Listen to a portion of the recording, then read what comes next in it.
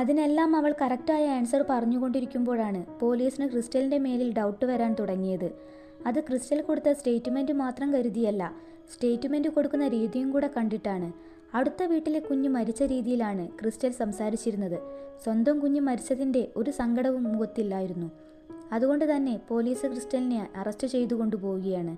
അതുമാത്രമല്ല, ക്രിസ്റ്റലിൻ്റെ വീട്ടിൽ നിന്ന് ലഭിച്ച CCTV ചെക്ക് ചെയ്തപ്പോൾ കിട്ടിയ എവിഡൻസും കൂടെ വെച്ചിട്ടാണ് അറസ്റ്റ് ചെയ്തത്.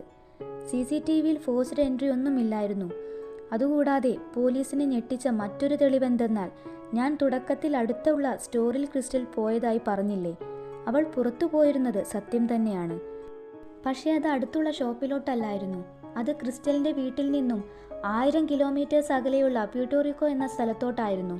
ഇതാണ് ഈ കേസിലെ ഏറ്റവും വലിയ ട്വിസ്റ്റ്. അവൾ പുറത്തു പോയത് സത്യം, പക്ഷെ അവൾ പോയത് ജൂൺ 16-നല്ലായിരുന്നു, ജൂൺ 6-നായിരുന്നു. അതെ,